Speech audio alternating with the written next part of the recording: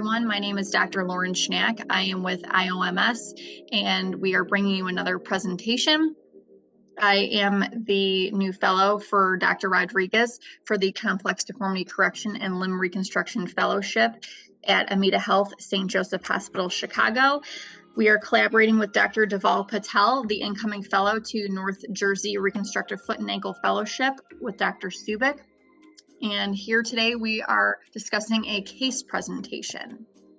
Here's a case from the Journal of Foot and Ankle Surgery. It is titled Successful Limb Salvage Using Bone Transport for Complete Loss of Distal Tibia and Talus, a case report. Authors Kim, Seo, Lee, Kim, and Hwang. And there is another journal to be looked at called Salvage Arthrodesis for Infected Ankle Fractures with Segmental Bone Loss Using Ilizarov Concepts, a Prospective Study by Drs. Adef El Rosasi and El Tantawi from the International Orthopedics Journal. So their technique is used in this Journal of Foot and Ankle Surgery case study. So that is another journal article to look at. It basically discusses the idea of bone transport, and what they found in the Adef et al. Article is that bone transport is a more comprehensive approach than acute shortening and relengthening, especially for defects greater than 3 centimeters. So this is what we are going to investigate with this JFAST case report.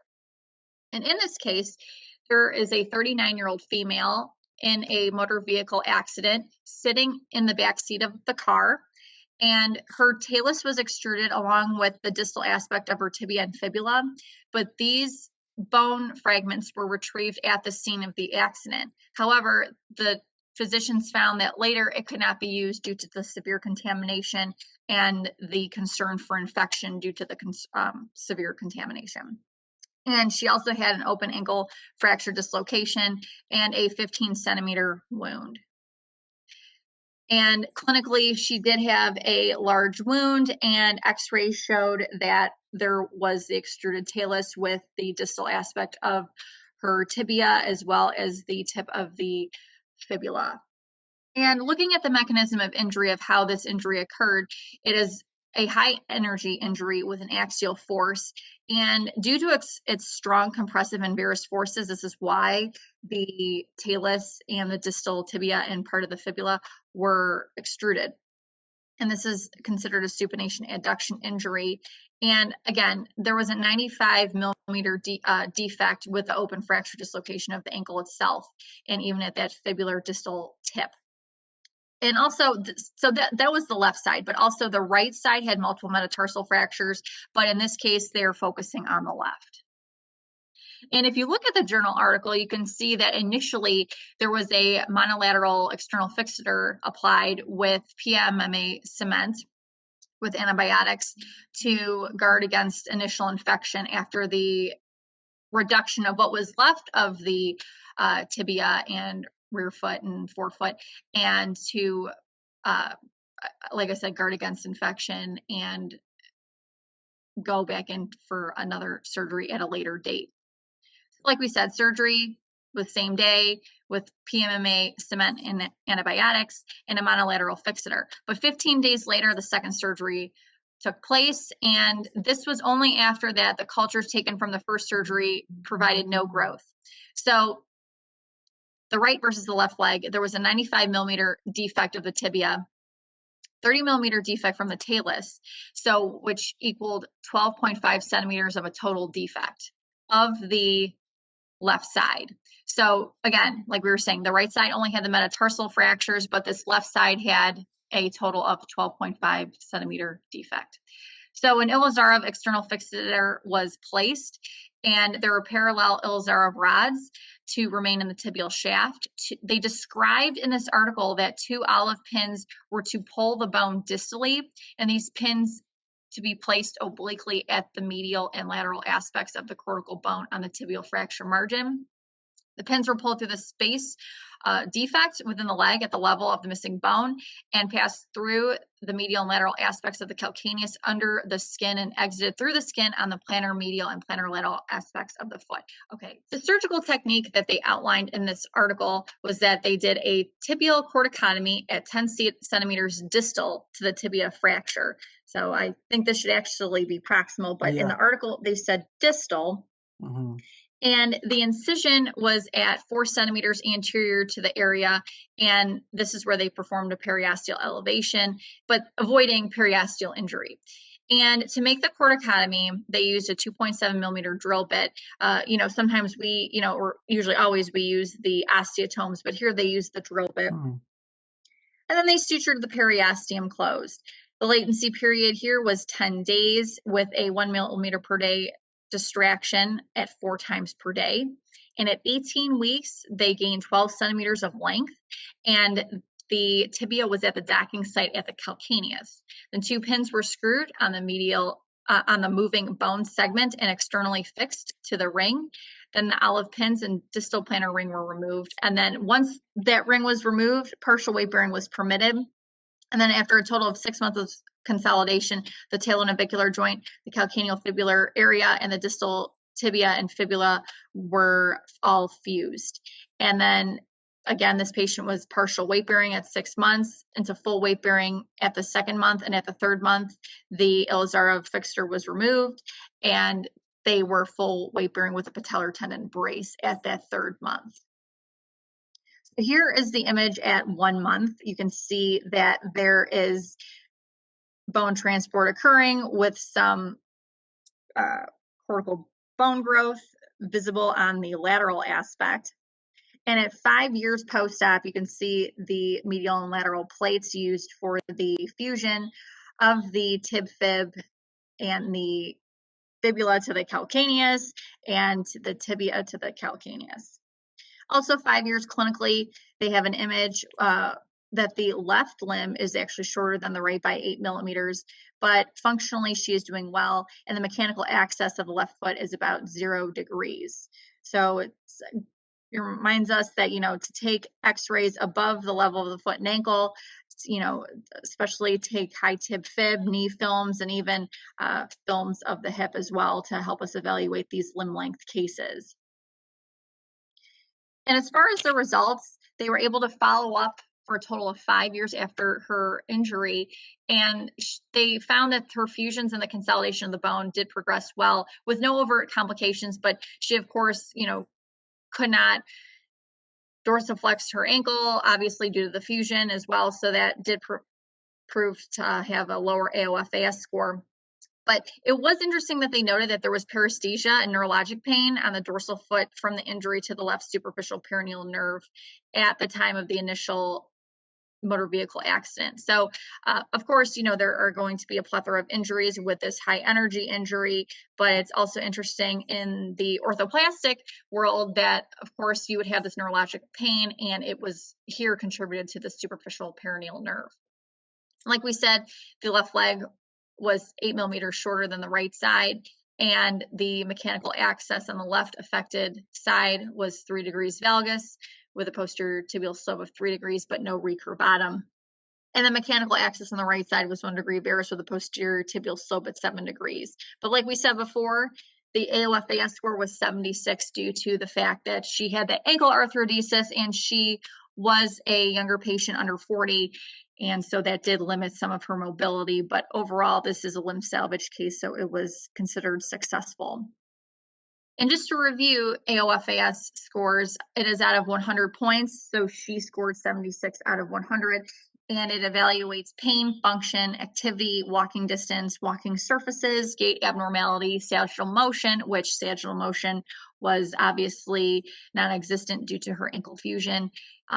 And hindfoot motion is also evaluated, ankle hindfoot stability, and alignment. And they also had a discussion section. So some takeaway points that I found in this section were that there's obviously, like they stated, a large frequency of complications and high energy injuries. So it's always important that the patient knows this and that amputation can always be an option and considered, especially at the time when you first see them in the emergency department. This should be discussed so the patient knows what the expectations are and knows that it is definitely something that is life-changing. And whether it, be more bone and joint orthopedic or a peripheral nerve injury, they are going to have some residual complications and possibly residual pain, which is to be expected. And not only that, but there's also possibility of infection with that's the soft tissue complications and even bone infection. And whether internal and external fixation are used, they could always fail or they could always become infected.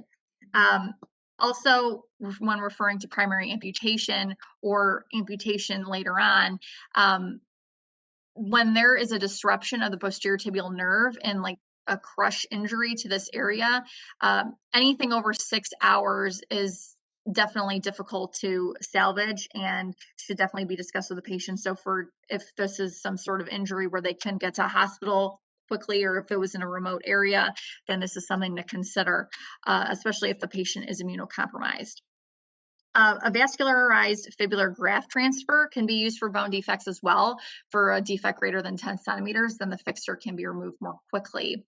They also discussed that the maximum limit to bone transport is about 15 centimeters, or when shortening of the entire bone is over 25%.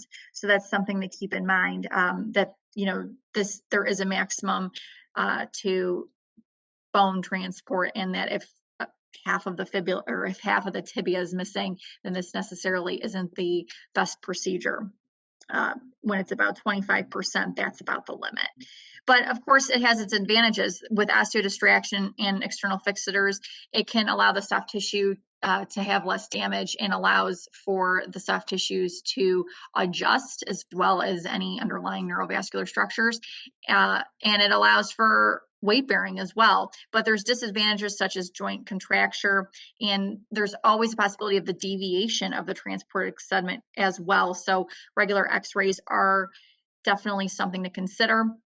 Always contract infections can also occur, but we will be talking about different things to manage that in upcoming presentations and podcasts as well. There's different approaches used by physicians out there, whether it be a wound solution or compression with Kerlix rolls or even Xeroform, but everyone has a different take on that, but definitely that is something to keep in mind.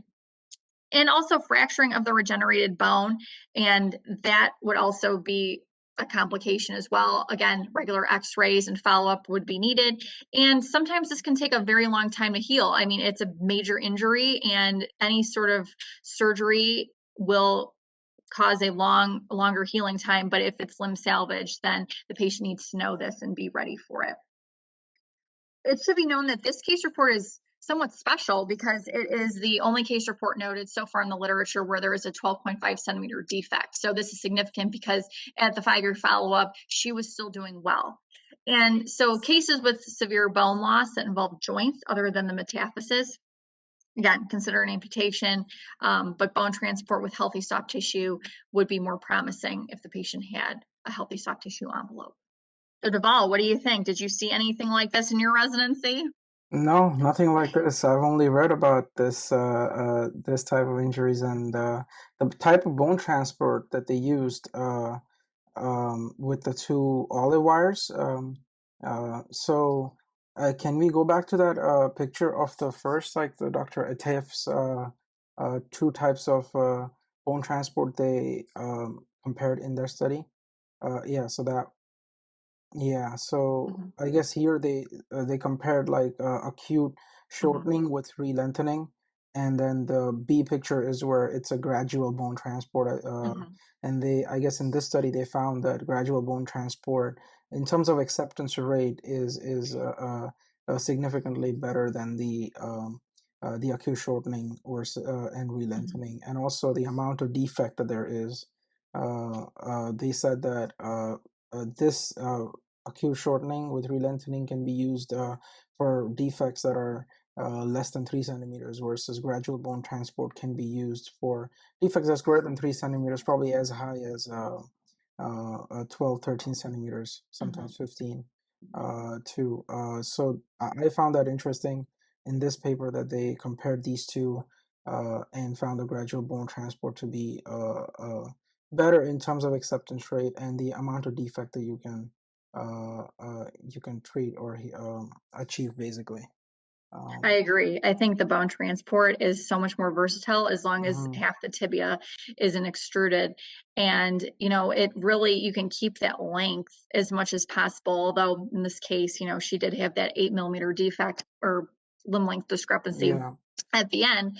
But I definitely think, seeing that you can keep the length and then the soft tissues just aren't continuously, mhm. shortened and re-lengthened, and the nerves and the arteries and veins don't have to go through all of that, so they can kind of just, you know kind of have that calm down period, and Yeah, then we can focus on the bone transport. And then of course, you have your initial superficial peroneal nerve injury and mhm. and things like that to consider. But I think overall this is a great procedure, and something Mhm. that, when you have these complicated cases of, if you're on call in the ER and you see, like, these defects that you talk about, amputation, and that it's not a Yeah. failed procedure, but this is definitely an option where you can try. And if something happens with this, then amputation is always an option in the back pocket. So, Yeah, yeah, in I this agree. case, they did discuss. I remember reading they discussed amputation with the patient, but patient wanted to save her leg, so Mhm. I think that was the driving factor in choosing this type of procedure. And another thing about can we go back to the picture of the X-ray picture in this case that they have of those two crossed olive wires? Yeah, yeah, this one. Mhm. So they this I read in like one of the older Elizarov books. It's the book by Dr. Golikowski.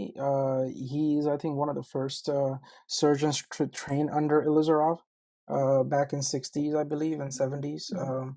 And he wrote a book, and they in that book they described this technique basically of bone transport, where they called this an internal bone transport versus the external bone transport where the transverse wires are used and basically the rings are used to kind of lengthen or to do the lengthening.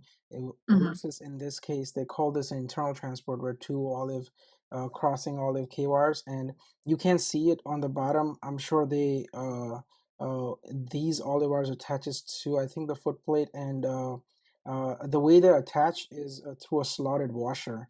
So yeah, these two in the first picture here in the A, you can see like the two crossing olive wires going, and then they're attaching to one of the distal plates. In this case, it's distal plate, I guess. In the case of the paper here, it was probably foot plate, but there's Mhm. like a hinged hinge made from like a post, and the threaded rod goes through that post, and the wire basically attaches to the washer. It's they have these one of these slotted washers through which the wire can be attached, and Okay. then these rods are basically pulled down or shortened um, Mhm. in the direction of the arrow that's in, and I guess that pulls down slowly the osteotomized tibial fragment, and they have described where you can use multiple sets of Olay wires if you were to do like a two-way transport where one fragment is going distal, one fragment is going proximal. This technique can be used, I guess, in multiple type of cases as well. Very cool technique. I've never seen it Yeah. being done, but I've read it, and in literature is being described as like internal bone transport. Uh, I think, yeah, those are great images. I mean, because I think depending on what's available at, wherever in the world or yeah. wherever hospital physicians are at, what's available to them, maybe they can't get a hold of those struts, Hmm. and maybe they have Yeah. to use the olive wires. So that's ideal. And then using, like you had in that picture, more than two olive wires, if there's a Mhm. deviation or something in one plane or multiple planes of the segment, then maybe that can be used to route it. And Mm-hmm. so I think this is a great case. And I think, you know, um, it's definitely a good option to have in your back pocket when the Yeah. patient doesn't want an amputation. And I guess another thing they mentioned at the end in the case is the patient had slight valgus and Hmm. some like 3 degrees, I think, proceratum. Right. And I read in literature that with the tibial lengthening, once you make the osteotomy, that distal fragment, it has a tendency to go into valgus and proceratum. Hmm. Proceratum mainly because of the gravity and the basically bulky posterior muscle group, so it kind of Right. pushes posteriorly down basically. So that's something cool to see in this case too, is one of the like consequences of the tibial lengthening, where you can see some valgus, and the posterior slope is not you can see it in a oblique view a little bit, Hmm. posterior slope or proceratum. But yeah, that's something that I've read in literature too, with the tibial lengthening, one of the consequences or complications. Yeah, uh, those are great points. yeah, great case. Yeah. Well, All right. that wraps up our case presentation. Thank you so much for listening. We have a podcast with Buzzsprout that is available on Apple Podcasts and Spotify. Of course, visit our Instagram page and our YouTube channel for more educational presentations.